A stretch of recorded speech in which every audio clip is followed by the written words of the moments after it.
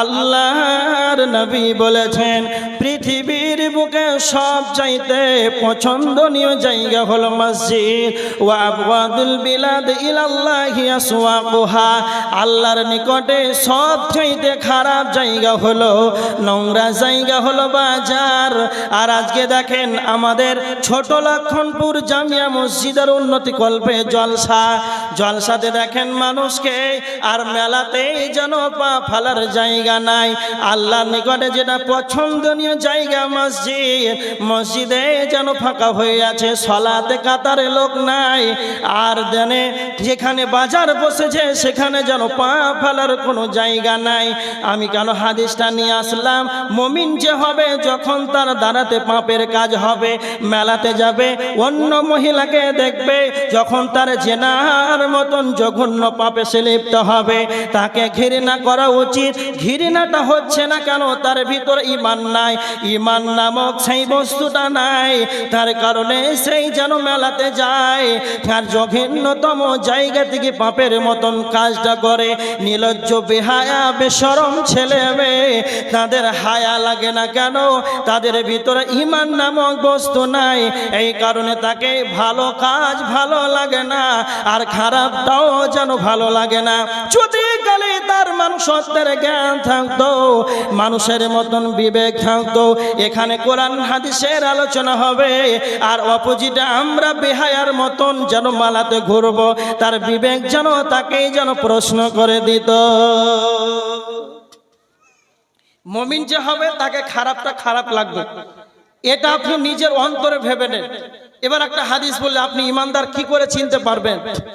বুখারীর হাদিস 13 নম্বর হাদিস, লা ইউমিনু আহাদুকুম হাত্তা ইউহিব্বা লিআখিহি মা তুহিব্বু লিনাফসিহি। ইমানদার সেই ব্যক্তি হবে নিজে যেটা পছন্দ করবে তার ভাইয়ের জন্য সেটা পছন্দ করবে। এবার আপনি আপনার বিবেকে ভাবেন, আপনি কি কোনোদিন নিজের জন্য পছন্দ যেটা করেছেন ভাইয়ের জন্য সেটা পছন্দ করেছেন? এই সংখ্যক অনুযায়ী আর একটা হাদিস শুনে নেন। আল্লাহর নবী হযরতে আবু হুরায়রা রাদিয়াল্লাহু তাআলা আনহুকে একটা হাদিস শুনেন। হাদিসটা রয়েছে তিরমিজি শরীফের হাদিস 2305 নম্বর হাদিস। হযরতে আবু হুরায়রা রাদিয়াল্লাহু তাআলা আনহুকে আল্লাহর নবী 5টা কথা বলেছিলেন, তার ভিতরে একটা হলো ওয়া আহসিন ইলা জারিকা তাকুন মুমিনান। আবু হুরায়রা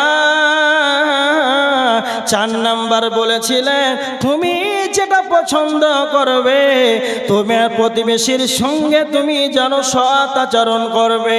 তার মানে আপনি যেই বাড়িটাতে বসবাস করেছেন, আপনার ডানে বামে পিছনে যেই বাড়িগুলো আছে একেই যেন প্রতিবেশী বলা হয়। আর এই প্রতিবেশীদের সঙ্গে যেন সৎ আচরণ করতে হবে। আর নবীজির ভাষা, যদি কালে তুমি তোমার প্রতিবেশীর সঙ্গে সৎ আচরণ করতে পারো তখন মুমিনান, তবে তুমি যেন ইমানদার হবে, জানো তুমি ইমানদার মুমিন হয়ে যেতে পারবে। হযরতে আবু হুরায়রা কি 5 নাম্বার বললেন ওয়াহিব্বা লিন্নাসি মা তুহিব্বু লিনাফসিহি। আবু হুরায়রা তুমি যেটা পছন্দ করবে সেটা তুমি অন্যদের জন্য সেটা পছন্দ করবে। এই হাদিস দুটাকে অ্যাপ্রোচিং করে নেন, তিরমিজির হাদিস আর এই হাদিসটা রয়েছে বুখারীর হাদিস। আপনি যেটা নিজের জন্য পছন্দ করবেন সেটা যদি আপনার ভাইয়ের জন্য যদি সেটা পছন্দ করেন, আপনি যেটা পছন্দ করবেন সেটা আপনি অন্যদের জন্য যদি পছন্দ করেন, তাহলে পশ্চিমকালেও ভাইয়ে ভাইয়ে কোনোদিন যেন মারামারি হবে না। বর্তমান সময়ে মানুষ দেখা যায় নিজের ভাইকে নিজেই যেন হত্যা করে দেয়, নিজের ভাইকে যেন নিজেই যেন হত্যা করে দেয়, রক্তাক্ত করে দেয়। কারণ একটা কথা শুনে রেখে দিবেন, পৃথিবীর বুকে যতগুলো আত্মীয়তার বন্ধন আছে, যতগুলো আত্মীয়তার কাছের যত আত্মীয় রয়েছে, সব চাইতে কাছের আত্মীয় হলো ভাই। আর বর্তমান মানুষ ভাই ভাইকে যেন মেরে দেয়। কারণটা হলো বড় ভাই যখন জমি ভাগ করে তখন নিজে ভালো অংশটা নিয়ে নেয়, আর ছোটদেরকে যেন অন্য নরম অংশটা দিয়ে দেয়। এই কারণে যখন শয়তানের পদঙ্ক করে, শয়তানের চক্রান্তে তখন ছোট ভাই তখন বড় ভাইকে হত্যা করে দেয়। যদি কালে নবীজির হাদিসগুলো আমরা যদি মেনে নিই, তাহলে পশ্চিমকাল আমাদের সমাজে এর ভিতরে কোনোদিন মারামারি হবে না, কাটাকাটি হবে না, যেন হত্যাকারী বন্ধ হয়ে যাবে আমরা নবীজির হাদিসগুলোকে যদি মানতে পারি। আমরা যদি নবীজির হাদিসগুলোকে মেনে নিতে পারি, তাহলে যে আল্লাহর আমাদেরকে যে বিধিবিধান দিয়েছেন এইগুলো মানতে পারলে পশ্চিম কালো মারামারি হবে না, কাটাকাটি হবে না। রসুলের হাদিস আমরা মানি না, তাই কারণে আজকে আমাদের এই অবস্থা। কি অবস্থা এবার দেখেন, ঈমানদার যে হবে সে ঈমানদারদের জন্যই সেই মুমিনের সঙ্গেই যেন বন্ধুত্ব করবে। এটা কে বলেছেন? আল্লাহ বলেছেন সূরা আল ইমরান 28 নম্বর আয়াতের ভিতরে আল্লাহ বলেছেন, লা ইয়াত্তাখিদিল মুমিনুনাল কাফিরিনা আউলিয়া মিন দুনিল মুমিনিন। আল্লাহ বলেছেন মুমিনগণ যেন মুমিনের সঙ্গেই যেন বন্ধুত্ব করে, মুমিনগণ যেন মুমিনের সঙ্গেই বন্ধুত্ব করে। যদি মুমিনগণ যদি মুমিনকে বাদ দিয়ে কাফেরের সঙ্গে যদি বন্ধুত্ব করে, তাহলে আল্লাহ বলেছেন ফালাইসা মিনাল্লাহ, তাদের সঙ্গে আল্লাহর কোনো যেন সম্পর্ক থাকবে না। তার মানে যারা ঈমানদার হবে তারা ঈমানদারকেই যেন বন্ধু বানাবে। ধরেন আপনারা এখানে যারা জলসা শুনতে এসেছে, যদি কালে আপনার বন্ধু হিসাবে ঈমানদারকে 5 ওয়াক্তের মসজিদের মুসাল্লিকে যদি আপনি বন্ধু বানান, তাহলে আপনার ইবাদতের সুবিধা হবে। আর যদি ওই বাজার ঘোরা বাটপার চিটিং বাজকে যদি আপনি বন্ধুত্ব করেন, তাহলে ওই এগরোল আর চাউমিন আর ভটকা ফুটিয়ে বাড়ি এসা কখন আর মাগরিব কখন, আর বাড়ি গিয়ে ফজর কখন, সকাল 9টায় উঠবেন। তো মুমিনকে যদি বন্ধু বানান, ও যদি সালাতে এসারে ঢুকে তা আপনার ইচ্ছা হয়ে যায়। এর জন্য মুমিন যেন মুমিনকে বন্ধু বানাবে, এটা উচিত। তারপরে আর মুমিনের কি গুণ দেখতে পাবেন? সূরা তাহরিম 6 নম্বর আয়াত আল্লাহ বলেছেন, ইয়া আইয়ুহাল্লাযীনা আমানু কু আনফুসাকুম ওয়া আহলিকুম নারা। মুমিন আল্লাহ বলেছেন, হে মুমিন সকল, তোমরা নিজে জাহান্নাম থেকে বাঁচো, তুমি তোমার আহাল পরিবারকে জাহান্নাম থেকে বাঁচাও। তার মানে মুমিনের 2টি গুণ এই আয়াত দ্বারা প্রমাণিত হলো। মুমিন নিজে জাহান্নাম থেকে বাঁচবে এবং তার আহাল পরিবারকে জাহান্নাম থেকে বাঁচাবে। বর্তমান সময় ঈমানদার আমরা কত বড় ঈমানদার, নিজে জাহান্নাম থেকে বাঁচি কেমন? একজন বার্ধক্য মানুষ, বয়স কত না তো 50 বছরের বার্ধক্য মানুষ, হজ করে এসেছে, তার নাম, তার টাইটেল হাজি আলহাজ আব্দুল সাত্তার। যখন ফজর হয়ে গেল, বয়স হয়ে গিয়েছে, তার যেন ঘুম আসে না, ফজরের আগেই যেন সালাত আদায় করলো। ফজরের আগে সালাত আদায় করলো, তাহাজ্জুদের 8 রাকাত সালাত আদায় করলো। যখন ফজরের আজান হয়ে গেল, ফরজ সালাতের আগেই যেন 2 রাকাত সুন্নাত আদায় করলো। কেন কেন? আল্লাহর নবী বলেছেন, রাকাতুল ফজর খায়রুম মিনাদ দুনিয়া ওয়া মা ফিহা। ফজরের 2 রাকাত সুন্নাতের কতটা মূল্য রয়েছে! দুনিয়ার বুকে, আসমানের নিচে, জমিনের উপরে যা কিছু আছে,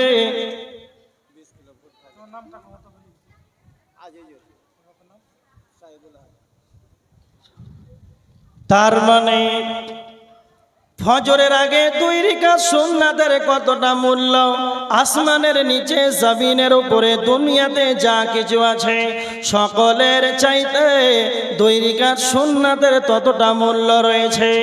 একজন হাজী সাহেব তাহাজ্জুদের সালাত আদায় করলো, 2 রাকাত সুন্নাত আদায় করলো, কেন না তো সে জাহান্নাম থেকে বাঁচার জন্য। ফজরের যখন ওয়াক্ত হয়ে গেল, ফজরের সালাত জামাত সহকারে আদায় করলো। এবার দেখেন তাহাজ্জুদ আদায় করলো, ফজরের সালাত আদায় করলো না তো জাহান্নাম থেকে বাঁচার জন্য, নিজে জাহান্নাম থেকে বাঁচলো। আর ওই ব্যক্তি বাড়ি গিয়ে পশ্চিম কালো বলল না, তার ছেলেদেরকে বলল না, তার মেয়েদেরকে বলল না, নিজের বিবি স্ত্রীটাকেও বলল না। বেগমা খালেদা, মেয়ে আয়েশা, জরিনা, সখিনা, ছেলে আব্দুর রহমান, আব্দুল্লাহ, বেটা ওঠ, ফজর হয়ে গেল, বেটা ওঠ। তার মানে নিজের সন্তানদেরকে আজান হয়ে গেল, সালাত আদায় করতে হবে, একবার মুখ থেকে উচ্চারণ করলো না, নিজে জাহান্নাম থেকে বাঁচলো আর আহাল পরিবারকে যেন জাহান্নামের দিকে ঠেলে দিল। কথা ভালো করে শুনেন, আপনি আপনার সন্তানকে কতটা ভালোবাসেন, নিজের বেগমা স্ত্রীকে কতটা যেন ভালোবাসেন, মাথার ঘাম পায়ে ফেলে ভ্যান টেনে রিক্সা চালিয়ে টোটো চালিয়ে ভুট্টা চাষ করে ইনকাম করে নিজের বিবিটাকে, নিজের সন্তানদের মুখে কিছুটা অন্ন তুলে দেওয়ার জন্য, খাবার তুলে দেওয়ার জন্য। তাহলে নিজের সন্তানদের কত মায়া, নিজের স্ত্রীটার কতটা মায়া, এতটাই মায়া রয়েছে। কিন্তু মনে রাখবেন, এটা কোনোদিন আসল ভালোবাসা নয়, এটা কোনোদিন পশ্চিম কালো আসল ভালোবাসা হতে পারে না। পৃথিবীর বুকে যদি আসল ভালোবাসাটা সেইটাই হয়, তাহলে আপনাকে নিজের ছেলে মেয়েদেরকে সালাতের কথা বলতে হবে, নিজের স্ত্রীকে সালাতের কথা বলতে হবে। এক কথাই যেন আমার সন্তান, আমার ছেলে মেয়ে যেন জাহান্নাম থেকে বেঁচে যায়, আমার ছেলে মেয়ে যেন জাহান্নাম থেকে নিষ্কৃতি পেয়ে যায়, এই রকম কৌশল অর্জন করতে হবে। এটাই হলো আসল ভালোবাসা। তার মানে নিজে জাহান্নাম থেকে বেঁচে আহাল পরিবারকে জাহান্নামের দিকে ঠেলে দিলে এটা কোনোদিন মুমিনের গুণ হতে পারে না, এটা কোনোদিন মুমিনের বৈশিষ্ট্য হতে পারে না। কেন কেন আল্লাহর নবী বলেছেন বুখারীর হাদিস, আলা কুল্লুকুম রাইন ওয়া কুল্লুকুম মাসউলুন আন রাইয়াতিহি। আল্লাহর নবী বলেছেন নিজ নিজ সকলেই দায়িত্বশীল, কাল কিয়ামতের ময়দানে আপন আপন দায়িত্ব সম্পর্কে প্রত্যেকটা মানুষকে আপন আপন দায়িত্ব সম্পর্কে জিজ্ঞাসিত করা হবে। তারপরে নবীজি বলেছেন আর রাজুলু রাইন ফি আহলিহি ওয়া হুয়া মাসউলুন আন রাইয়াতিহি। একজন পরিবারের অভিভাবক হলো পুরুষ। ধরেন আপনার 3টা মেয়ে আছে, 3টা ছেলে আছে হলো 6 জন, একটা স্ত্রী রয়েছে হলো 7 জন। এই 7 জন আপনার অধীনস্থ রয়েছে। এই 7 জন অধীনস্থদের সম্পর্কে কিয়ামতের ময়দানে আপনাকে জিজ্ঞাসিত করা হবে। এর জন্য নিজে জাহান্নাম থেকে বেঁচে আহাল পরিবারকে জাহান্নাম থেকে বাঁচাতে হবে।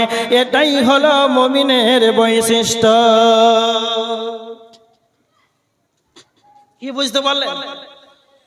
এখানে যারা সালাত আদায় করেন 5 ওয়াক্তের, নিজের অন্তর থেকে নিজেকে প্রশ্ন করেন, আপনাকে হাত উঠাতে বলিনি, নিজের বিবেক আপনি প্রশ্ন করেন। যারা মহিলা আছেন, যারা 5 ওয়াক্তের নামাজি, নিজের ছেলে মেয়েদেরকে কয়দিন ফজরে উঠিয়েছেন, ওটা হাত তুলে বলতে হবে না, নিজের বিবেকে বলে। আপনি তো আপনার গ্রামবাসী যান, আপনি 5 ওয়াক্তের মুসাল্লি, খুব ভালো মানুষ। আপনার ছেলেদেরকে কয়বার বলেছেন জাহান্নাম থেকে বাঁচার জন্য? আপনার ছেলে মেয়েদেরকে, স্ত্রীকে জাহান্নাম থেকে বাঁচা, নিষ্কৃতি পাওয়ার কৌশল অবলম্বন করা, এটাই ভালোবাসা। এবার দেখেন, মুমিন যে হবে নিজে জাহান্নাম থেকে বাঁচবে এবং আহাল পরিবারকে জাহান্নাম থেকে বাঁচাবে। আর একটা পয়েন্ট এখানে দিই, মুমিন যে হবে সে বেশি বেশি করে মওতটাকে স্মরণ করবে, মরণকে বেশি স্মরণ করবে। এর প্রমাণ ইবনে মাজাহ শরীফের হাদিস 4259 নম্বর হাদিস। আল্লাহর নবীর কাছে আনসারীদের এক ব্যক্তি নবীজিকে এসে প্রশ্ন করেছেন, আল্লাহর নবী আপনি বলেন সব চাইতে বুদ্ধিমান ইমানদারকে, সব চাইতে বুদ্ধিমান মুমিনকে? আল্লাহ রসুল বললেন, আকসারুহুম লিল মাউতি যিকরা, যেই ব্যক্তি বেশি বেশি করে মরণকে স্মরণ করবে সেই ব্যক্তি হলো সব চাইতে বুদ্ধিমান মুমিন। সব চাইতে চালাক ইমানদারকে না তো যেই ব্যক্তি বেশি করে মরণকে নিয়ে চিন্তা ভাবনা করবে।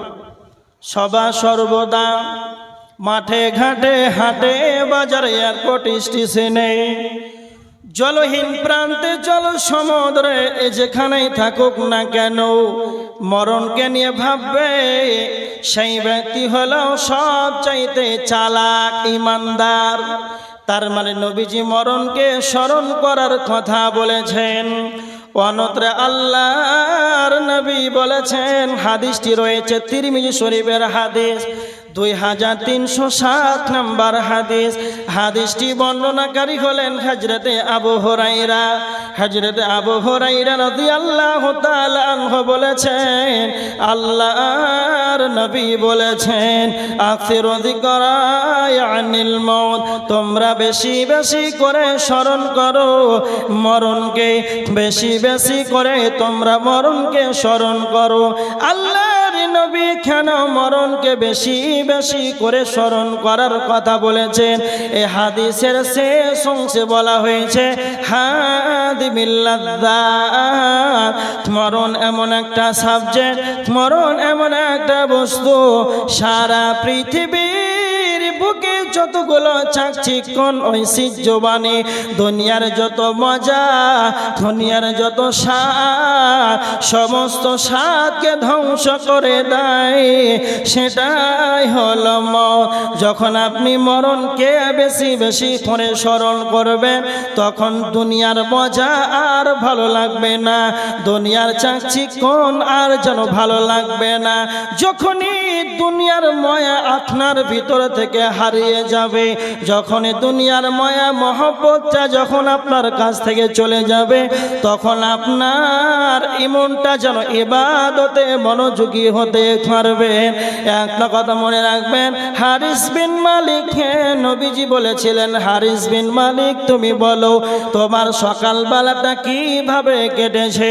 হারিস বিন মালিক বললেন, ইয়া রাসূলুল্লাহ, আল্লাহর নবী আমার সকালবেলাটা যেন প্রকৃত মুমিন হিসাবে কেটেছে। তখন নবীজি বলেন, হারিস বিন মালিক তুমি বলে দাও প্রত্যেকটা কথার পিছনে যেন তার হাকিকাতটা লুকিয়ে থাকে, প্রত্যেকটা কথার ভিতরে সত্যতা লুকিয়ে থাকে। তুমি যে নিজেকে প্রকৃতপক্ষে ইমানদার বলে দাবি করো, হারিস বিন মালিক তুমি বলে দাও কেন তুমি নিজেকে ইমানদার বলে দাবি করেছো? তো হারিস বিন মালিক প্রথম কথাটা বললেন, আল্লাহর নবী তিনটা কারণে আমাকে যেন দুনিয়া ভালো লাগে না। এক নাম্বার হলো পৃথিবীর যেটা মায়া, দুনিয়ার যেটা ভালোবাসা, এটা যেন দুনিয়ার যেটা স্বাদ আমার যেন কাজ করে না। এক কথাই দুনিয়ার মজা যেন আমাকে আর ভালো লাগে না। দুই নাম্বার, আমি বেশি বেশি করে সিয়াম পালন করে, আর সিয়াম পালন করে আমি যেন দুনিয়া দিনের বেলায় যেন আমি পিপাসার্থ অবস্থায় কাটিয়ে দিই। নাম্বার 3, আমি রাত্রিটিকে ইবাদতের মাধ্যমে, সালাতের মাধ্যমে রাত্রিটাকে যেন বেশি বেশি করে ইবাদত করে, আর ইবাদতের মাধ্যমে যেন আমি রাত্রিটাকে অতিবাহিত করে দিই। এই জন্য আমি দুনিয়ার ভালো লাগে না, এই জন্য আমি নিজেকে প্রকৃতপক্ষে ইমানদার বলে দাবি করেছি। তার মানে যারা ইমানদার হবে তারা যেন সারা রাত লাখ ডেকে ডেকে থেকে সরিষার তেল দিয়ে ফজরের আগে উঠবে এটা নয়, সারা রাত যেন ঘুমিয়ে ঘুমিয়ে কাটাবে, এটাও যেন মুমিনের আলামত হতে পারে না। যার ইমানদার হবে তারা সারা রাত যেন ঘুমাবে না, রাত্রের শেষ দিকে যেন উঠে আল্লাহর ইবাদত করবে। আল্লাহ সুবহানাহু ওয়া তাআলা সূরা জারিয়াতের ভিতরে 17-18 নম্বর আয়াতের ভিতরে আল্লাহ বলেছেন, এই আয়াতের ভিতরে দুইটি মুমিনের গুণাগুণ বর্ণনা করেছেন। কানু কালিলাম মিনাল লাইলি মা ইয়াহজাউন ওয়া বিল আসহারি হুম ইস্তাগফিরুন। কানু কালিলাম মিনাল লাইলি মা ইয়াহজাউন, কালিলাম মিনাল লাইলি মা ইয়াহজাউন। যারা ঈমানদার হবে এরা রাত্রিতেই যেন কম ঘুমাবে, এরা সারা রাত ঘুমাবে না। 2 নাম্বার ওয়া বিল আসহারি হুম ইস্তাগফিরুন, রাত্রের শেষ দিকে উঠে যাবে আর আল্লাহর কাছে ক্ষমা চাইবে, ইস্তেগফার করবে। রাত্রি 2টার দিকে 3টার দিকে যেন উঠে যাবে। যখন আমার আল্লাহ প্রথম আসমানে নেমে আসে, 7ম আসমান ভেদ করে প্রথম আসমানে নেমে আসে, এক কথায় রাত্রের 3য় অংশে সেই সময় উঠে যাবে। আর তার জীবনের যতগুলো পাপ আছে সমস্ত মানুষই হলো পাপে। ইমানদারের দ্বারাতেও যেন গুনাহ হয়ে যেতে পারে। যখনই তার গুনাহ হয়ে যাবে তখন সে তওবা করতে শুরু করবে, আল্লাহর কাছে ক্ষমা চাইবে। একটা কথা মনে রাখবেন, যারা ইমানদার হবে এদের দ্বারাতে ছোট ছোট গুনাহ হয়ে যেতে পারে, হবে না এটা নয়, কিন্তু যারা মুমিন হবে যখনই তার দ্বারাতে গুনাহ হয়ে যাবে, কি করে আমি কি করলে ক্ষমা পাবো, কি করলে আমি আল্লাহর কাছে মাফ পাবো, এই নিয়ে সে টেনশনে যেন তার মনটা যেন চঞ্চল হয়ে যাবে। সাহাবীদের দিকে একটু লক্ষ্য করেন, সাহাবীদের যখনই পাপ হয়েছে সরাসরি রাসূলের কাছে এসে বলেছিলেন, আল্লাহর নবী আমার দ্বারাতে অমুক অমুক পাপ হয়েছে, কি করলে আমি ক্ষমা পাবো আপনি আমাকে বলুন। একজন মহিলা এসে নবীজির কাছে এসে বলছেন, আল্লাহর নবী আমি এমন এক গুনাহ করেছি, আমার দ্বারাতে এমন এক গুনাহ হয়েছে, আমার পেটে যেন সন্তান চলে এসেছে, কি করলে আমি ক্ষমা পাবো, আমাকে পাপটা কি করলে আমি ক্ষমা পাবো। এই জন্য তারা নিজেদের গুনাহকে ক্ষমা নেওয়ার জন্য তারা চঞ্চলময় হয়ে গিয়েছে। আজকে আমরা মুসলমান, আমাদের আজকে ডানে বামে সামনে পিছনে যেন গুনাহ আর গুনাহ, তবুও যেন আমরা সারা রাত জেনে বিবর ভরে ঘুমিয়ে থাকি, আমরা একবারও ইস্তিগফার করলাম না। বিশ্বনবী নবী মুহাম্মদুর রাসূলুল্লাহ সাল্লাল্লাহু আলাইহি ওয়াসাল্লাম তিনি ছিলেন নিষ্পাপ, তার ডানে বামে পিছনে সামনে কোনো গুনাহ ছিল না। তারপরেও নবীজি সালাত আদায় করতেন, রাত্রিতে এতটা লম্বা লম্বা কিরাত পাঠ করতেন, বিশ্ব নবীর পা যেন ফুলে যেত, আল্লাহর নবীর পা যেন ফুলে যেত, এতটা লম্বা লম্বা কিরাত করে সালাত আদায় করতেন। সাহাবীরা গুনার জন্য কন্দন করতেন, তাহাজ্জুদের সালাত আদায় করতেন। আজকে আমরা বেঈমান হতভাগা মুসলমান, আমাদের চলাফেরা লেনদেন খেত খামার অফিস আদালতে চলাফেরাতে যেখানে সেখানে যেন আমাদের পাপ পাপ পাপ আর পাপ, তবুও যেন আমরা একবার রাত্রের 3য় অংশে 2 রাকাত সালাত আদায় করে মুসাল্লাতে চোখের পানিটা যেন ঝরাতে পারলাম না, রবকে বলতে পারলাম না, মাবুদ রে আমি মানুষ, আমার দ্বারাতে গুনাহ হয়ে গেছে, ক্ষমা করে দাও। আল্লাহ গফুরুর রহিম, আপনি যতটা পাপ করতে ভালোবাসেন আল্লাহ ততটা তার চাইতে ক্ষমা করতে ভালোবাসেন, কিন্তু আমরা একবার 2 ফোঁটা চোখের পানি যেন আল্লাহর ভয়ে ঝরাতে পারলাম না। একটা কথা মনে রাখবেন, বিশ্বনবী নবী মুহাম্মদুর রাসূলুল্লাহ সাল্লাল্লাহু আলাইহি ওয়াসাল্লাম বলেছেন, লা ইয়ালিজুন নার রাজুলুন বাকা মিন খাশিয়াতিল্লাহ, সেই ব্যক্তি জাহান্নাম যাবে না, সেই ব্যক্তি জাহান্নাম স্পর্শ করবে না। বাকা মিন খাশিয়াতিল্লাহ, যেই ব্যক্তি আল্লাহর ভয়ে চোখের পানিতে কেঁদে দিবে, যার চোখের পানি যেন তার আল্লাহর ভয়ে ঝরে বলবে, সেই ব্যক্তি জাহান্নামে যাবে না। কেমন সে জাহান্নামে যাবে না? হাত্তা ইয়াউদাল লাবানু ফিদ দারই, যেমন গাভীর বাট থেকে যেমন দুধ দহন করা হয়, যেমন গাভীর বাট থেকে দুধকে দহন করা হয়, আবার ওই দুধটাকে যেমন গাভীর বাটে যেমন ফিরানো অসম্ভব। যারা আল্লাহর ভয়ে চোখের পানিতে কেঁদে দিবে, যারা 2 ফোঁটা চোখের পানি অশ্রু বিসর্জন করে দেবে, তারাও জাহান্নামে যাবে। তাদের জন্য এটা অসম্ভব। সারা পৃথিবীর বুকে 3 ভাগ জল আর 1 ভাগ হলো স্থল। মানুষ কথাই বলে 7 সমুদ্র 13 নদী রয়েছে।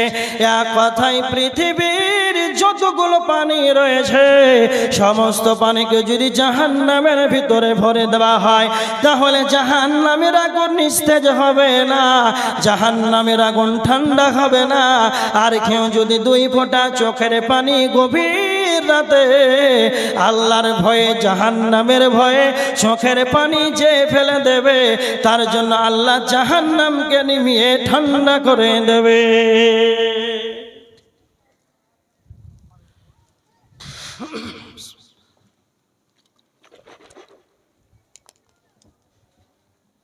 তার মানে আজকে আমরা মুসলিম হতভাগা, পাপ করছি, কোনো দ্বিধা নাই, নির্দ্বিধায় সমস্ত সব ঠিক আছে, কিন্তু আমরা যে পাপী, আমরা পাপ করব এটা স্বাভাবিক। আমরা যদি পাপ না করতাম তাহলে আল্লাহ আমাদেরকে ধ্বংস করে দিতেন, আর যারা পাপ করতো তাদেরকে আল্লাহ নিয়ে আসতেন পৃথিবীতে, জানা আছে? তার মানে মানুষ পাপ করবে, গুনাহ করবে, এটাই স্বাভাবিক। কিন্তু আল্লাহ রাসূল বলেছেন ওয়া খায়রুল খাত্তাইনা তাওয়াবুন, মিশকাত শরীফের হাদিস, উত্তম পাপী সেই ব্যক্তি যে ইস্তিগফার করবে, পাপ করার পর ক্ষমা চাইবে, আল্লাহ আরো খুশি হবেন। ইনশাআল্লাহ আমরা রাত্রে গভীর রাতে তওবা করব তো? হাত উঁচু করে দেখান দেখি। 5 জন উঠেছে, মানে সবাই জান্নাতের সার্টিফিকেট পেয়েছে। হ্যাঁ, 6 জন বাজে জান্নাতের সার্টিফিকেট পেয়েছে। সুবহানাল্লাহ। আল্লাহ রাসূলের সাহাবীরা জান্নাতের সার্টিফিকেট দুনিয়াতে পাওয়ার পর তারা কবর নিয়ে চিন্তা ভাবনা করেছে, হাসর নিয়ে, জাহান্নাম নিয়ে, আল্লাহর ভয়ে কেঁদেছে। আজকে আমাদের অবস্থায় যতটুকু আলোচনা করলাম, কয়টা পয়েন্ট পেলেন? ঈমানদার যে ব্যক্তি হবে মরণকে নিয়ে ভাববে, চিন্তা ভাবনা করবে। যে ঈমানদার হবে যখন মরণকে স্মরণ করবে, দুনিয়ার মায়া, দুনিয়ার যতগুলো ভালোবাসা, প্রেম ধ্বংস হয়ে যাবে। যখনই দুনিয়ার ভালো লাগবে না তখন ইবাদতে মনোযোগী হবে, তখন তাহাজ্জুদের সালাত আদায় করবে। মুমিন যে হবে, সূরা জারিয়া থেকে 2টা পয়েন্ট বললাম, যে রাত্রিতে সারা রাত ঘুমাবে না, রাত্রে 3য় অংশে আল্লাহর কাছে ইস্তিগফার করবে, আল্লাহর কাছে ক্ষমা চাইবে। এগুলো হচ্ছে মুমিনের গুণ। সেই পাপ করে চঞ্চলময় হয়ে যাবে, তার মনটা, তার আত্মাটা যেন শান্তি পাবে না। এগুলো হচ্ছে ঈমানদারদের আলামত। এবার দেখেন, আপনি যদি কাল ঈমানদার হন, মুমিন যদি হতে পারেন, তাহলে আপনার কতটা ইজ্জত, আপনার যে কতটা মূল্য, এটা কি আপনি জানেন? একটা কথা আপনাকে বলি, একটা ঈমানদারের কত কোটি, কত বিলিয়ন, কত মিলিয়ন, কত দাম হতে পারে? আপনারা শ্রোতা বলেন তো, কেউ বলতে পারবেন কত কোটি টাকা হবে? কেউ একজন বলেন কত কোটি? সম্ভবের বাহির। এর কোন অ্যাকাউন্ট গো? তার মানে একজন মুমিনের কতটা দাম, একটা উদাহরণ দিলে বুঝতে পারবেন। আমার দিকে চেয়ে থাকেন।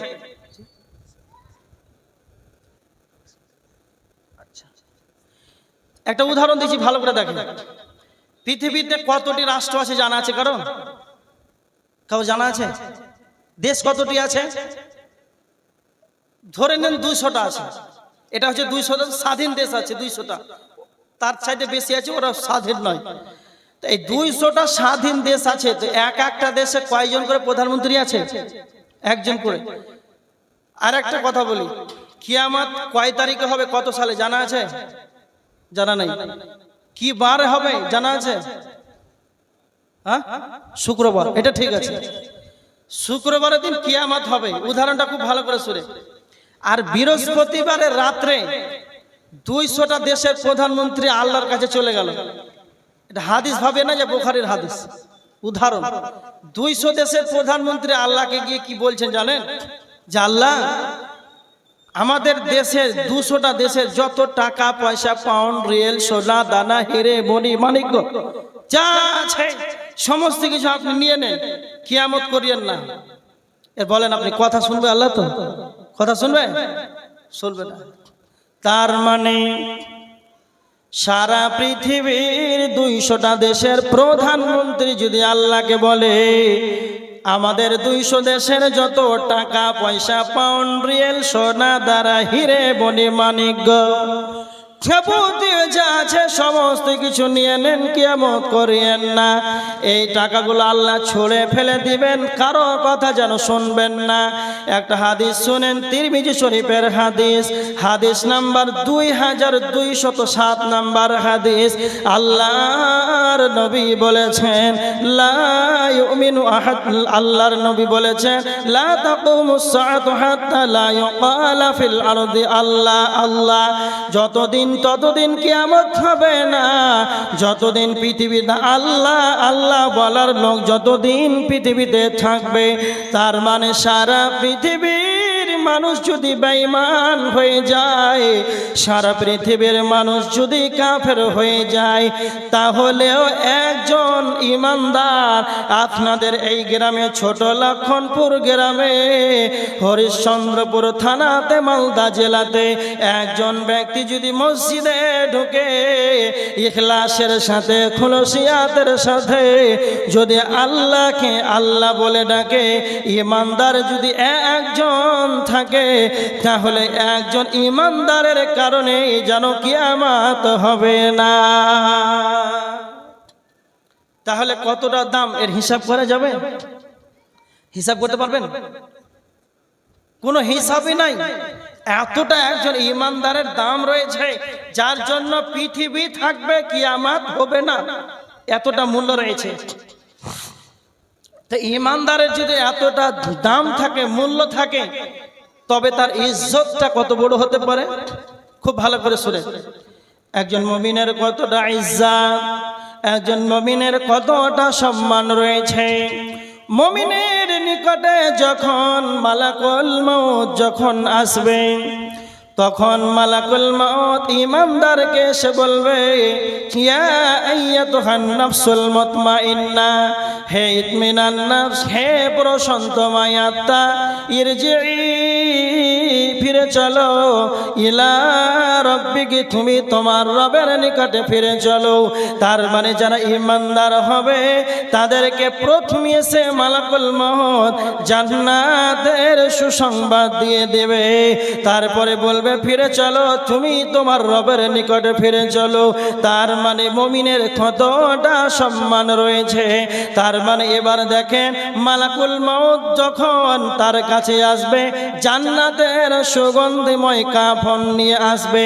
জান্নাতের ভিতরে সুগন্ধিময় কাফনগুলো মুমিনের জন্য তখন আনা হবে, কেননা তো তার আত্মাটিকে নিয়ে যাওয়ার জন্য। মুমিনের নিকটে যখন মালাকুল মউত আসবে, তখন তার আত্মাটি আপনা আপনি তাড়াতাড়ি করে যেন বেরিয়ে চলে আসবে। যেমন বোতলের ভিতরে সম্পূর্ণ পানি আছে, পূর্ণাঙ্গ পানি রয়েছে, হালকা কাত ধরলেই যেমন পানিটা পড়ে যাবে। ধরেন হাদিসের ভিতরে এসেছে, মশকের ভিতরে যেমন পূর্ণাঙ্গ পানি থাকলে হালকা কাত করলেই যেমন পানিটা বেরিয়ে যায়, তো মুমিনের আত্মাটি তখন তাড়াতাড়ি করে যেন বেরিয়ে চলে আসবে। যখন মুমিনের আত্মারা তাড়াতাড়ি বেরিয়ে চলে আসবে, জান্নাতের সুগন্ধিময় কাফনে তার আত্মাটিকে রাখা হবে। আত্মাটি যখন রাখা হবে, ওপর দিকে তখন নিয়ে যাবে। আর মালাকুল মউতের সঙ্গে অনন্য যেন ফেরেশতারা আসবে। অনন্যরা ফেরেশতারা এসে বলবে, আমাকে দাও, আমাকে দাও, আমি নিয়ে যাব, আমাকে দাও, আমাকে নিয়ে যাব। জি,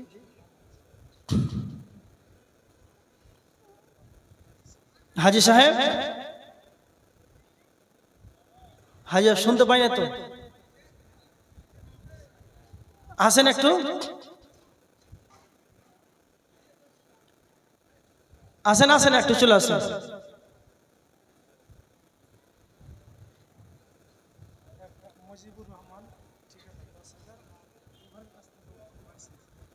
মজিবুর রহমান ঠিকাদার দান করেছেন 10,000 টাকা। আর কত চালাক, লেবারি খাটতে গেছে আমাদের উঠে আরো 22,000 টাকা। কত হলো? 32,000 টাকা। আর শাকির কত? 2,000। আর ঠিকাদার নাই? শাকির কে? কে শাকির? আচ্ছা, বাড়িতে নাই?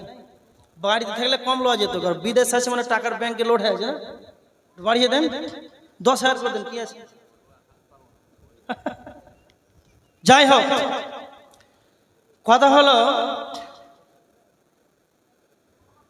তাড়াতাড়ি শর্ট করে ছেড়ে দেয়। একজন মুমিনের ইজ্জতটা কত দাম, তার ইজ্জত সম্মানটা কত। যখন তার আত্মাটি ওপর দিকে নিয়ে যাওয়া হবে, আসমানের গেটের সামনে যখন নিয়ে যাওয়া হবে, মুমিনের জন্য আসমানের দরজা খুলে দেওয়া হবে।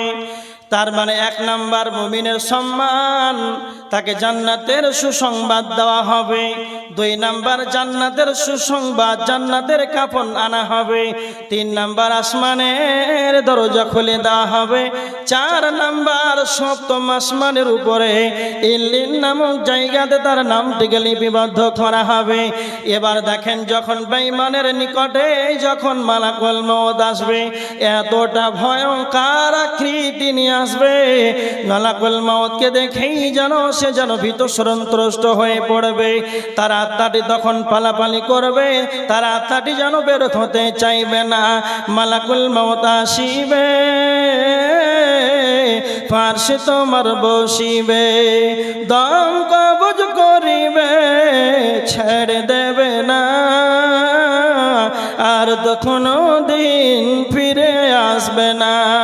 ঘুমায় ঘুমায় যাইবে তুমি চিরজন্মের মতো, আর তো কোনো দিন ফিরে আসবে না। বন্ধু বান্ধব আসিবে, পার্শ্বে তোমার বসিবে, এক নজর দেখিবে, ফিরে চলে যাবে, সঙ্গে যাবে না, আর তো কোনো দিন ফিরে আসবে না। যেদিন তুমি মরিবে, বুঝিতে পারিবে খবরের কি জ্বালা,